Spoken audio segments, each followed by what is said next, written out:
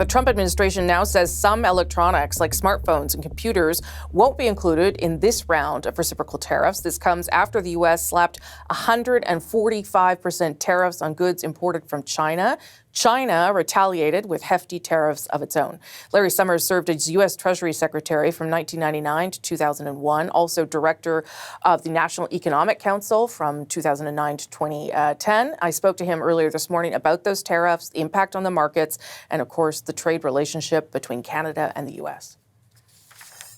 Secretary Summers, nice to see you again. Good to be with you.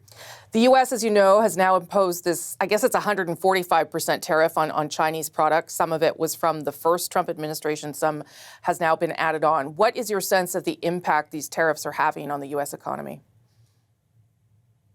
It's only been a few days, so they haven't yet had an impact, but I think the impact's going to be pretty serious.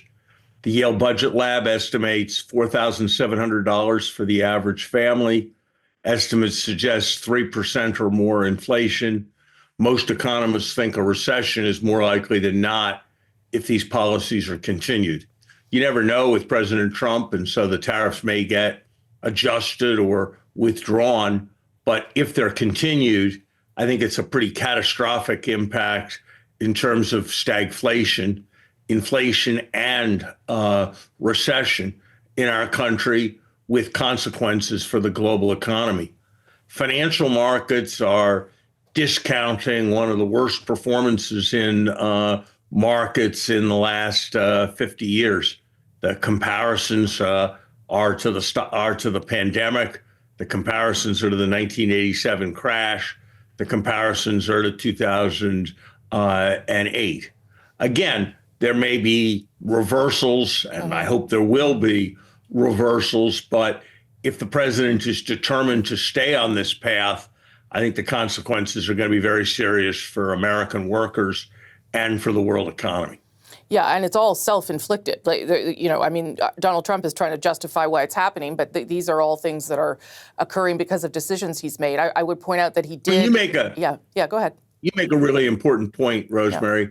If you think about the financial crisis, it was Lehman Brothers and other financial institutions got in trouble. If you think about the pandemic, it was the virus.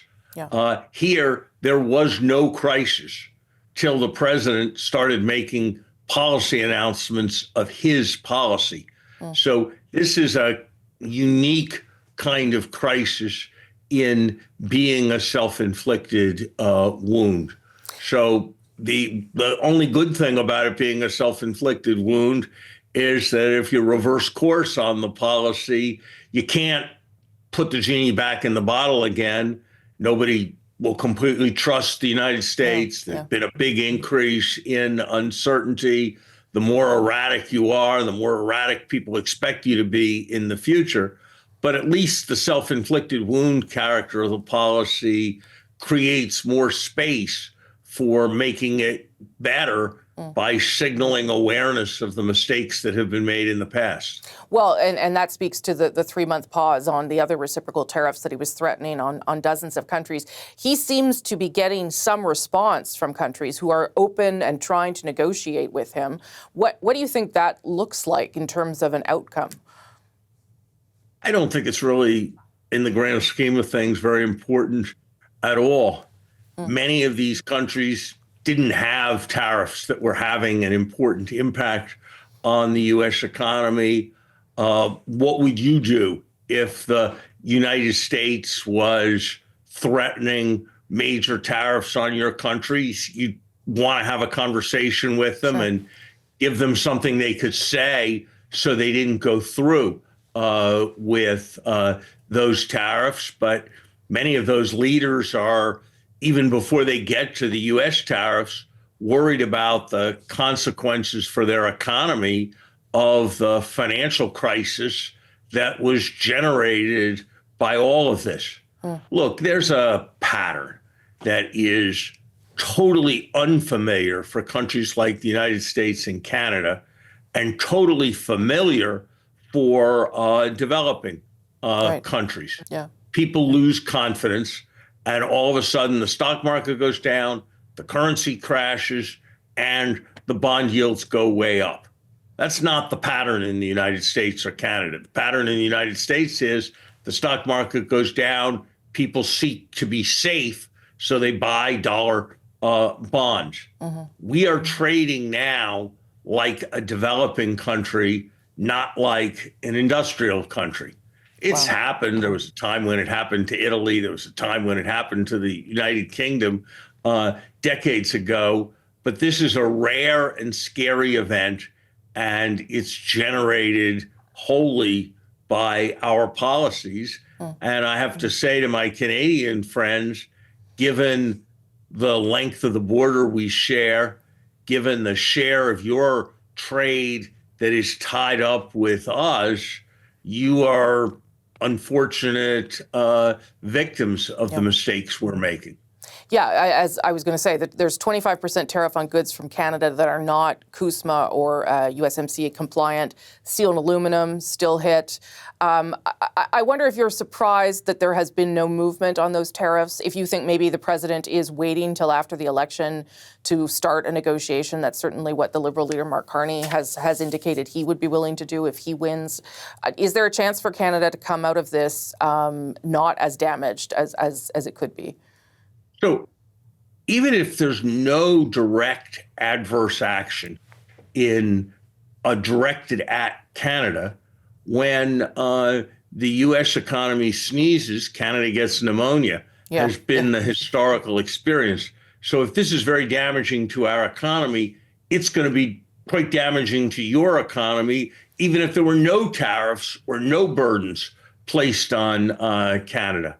I've given up predicting what President Trump is going to do, so I don't know what will happen. It's a mystery to me why we are thinking at all about steel tariffs. There are more than 50 times as many workers in industries that use steel as all manufacturing industries than there are in industries that produce steel. So why would we, if the goal is to have more job creation, to have more competitive companies, why does it make any sense to be pushing the price of steel up? I've seen a lot of things in economic policy, but I can't see not just a theory I believe in, but any theory that hangs together that justifies the set of choices that are being made here. I'll just quickly end on this. I believe you said that there will be a recession in the United States. Do you think that is inevitable for Canada too, then? Just to be very clear, I think we're very likely to have a recession if all of these policies are maintained. Right. If the administration reverses course as it should, first rule of holes, stop digging. If the administration reverses course, then we may be able to avoid a recession. It would be a very unusual event if the United States suffered a recession and Canada didn't. For sure. So if we go down, I suspect it's very likely that it will happen north of the border as well. Former U.S. Treasury Secretary Larry Summers, nice to see you again, sir. Appreciate your time.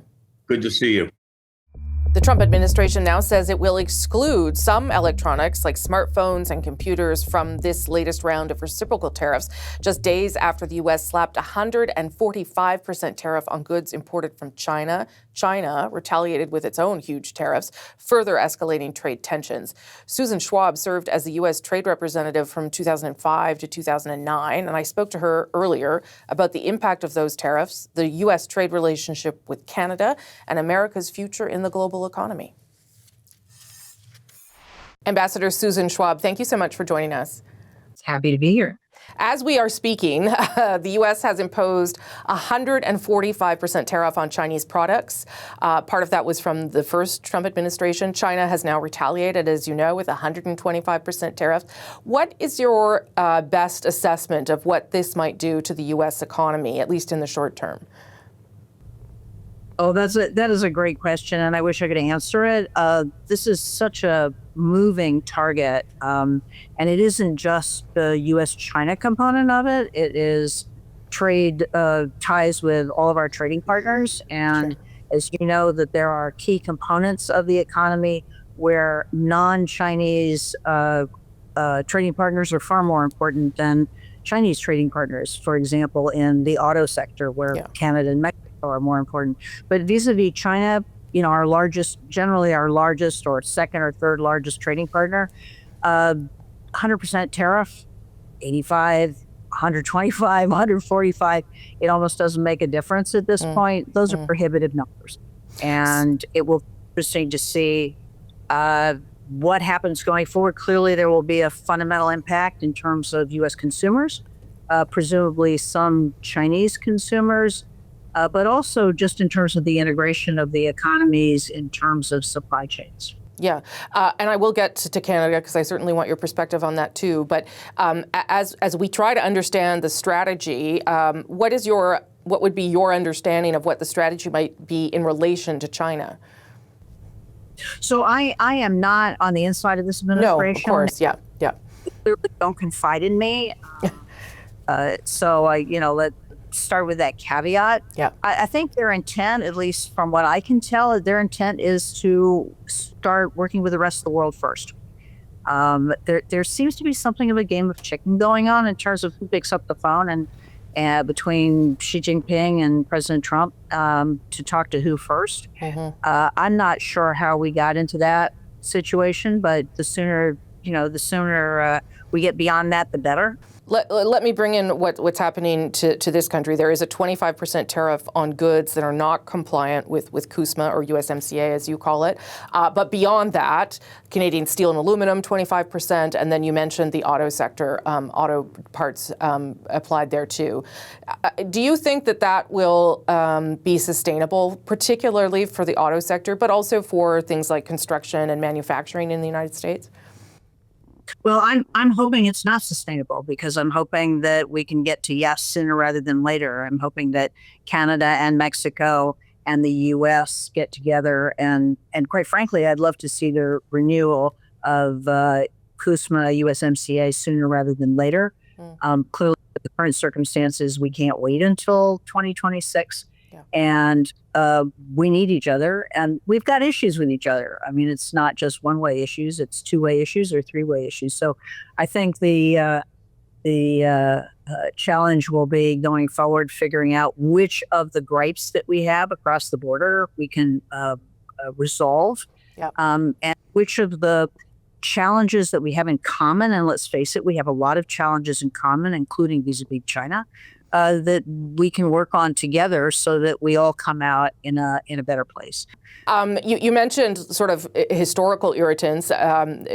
Dairy, our supply management sector, obviously has long been a standing issue, regardless of who the president is, and softwood lumber, decades-old issue, and something you had to deal with undoubtedly as a USTR. Which of those do you think is easier to solve or is more problematic for the United States? Oh my goodness, I don't know. I did my time when it came to the softwood lumber issue. We negotiated a deal that lasted 9 years. Supply management and your ag program has always been an irritant. You didn't mention digital services taxes. Oh yes, yep. I had yes right now. I'd sort of put that near the top of the list. It is. I would go to the National Trade Estimate Report, which is that big fat book that the president waved in the Rose Garden the other day. That is a list of irritants, barriers, unfair trade practices that the U.S. has identified through a Federal Register process. Companies and farmers and anyone else can come in and lodge a complaint. Hearings take place. Take a look at that list, and that I am assuming is the list that the USTR and others in the administration will start with.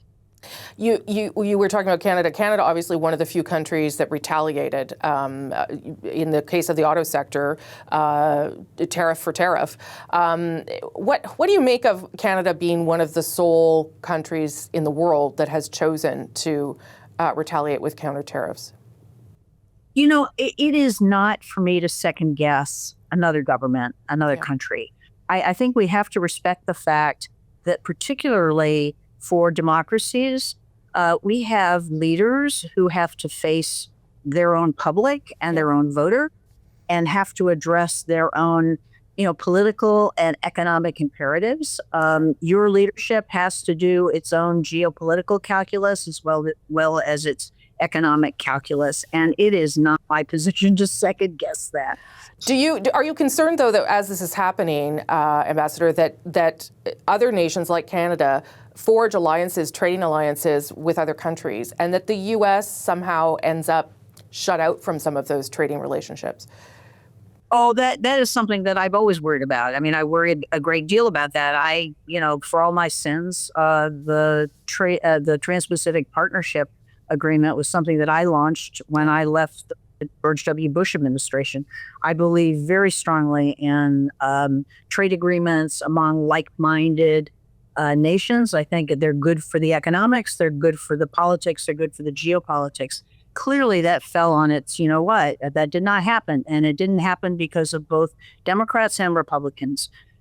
So, I would be perceived as being out of step. I think in retrospect, there are both Democrats and Republicans who sort of wish that we had all come together, and Canada has the benefit, and Mexico benefit of being in CPTPP. Yeah. We are outside, and I think that has hurt us. I think it hurts us because our manufacturers have to manufacture within those borders, because it's harder for us to export. And I also think, at the end of the day, geography is geography, and it just makes a whole lot of sense for us to have a strong trading relationship across our northern border, across our southern border, in our hemisphere. Yeah. Ambassador Schwab, really appreciate your perspective on all of this. Thank you so much. Thank you.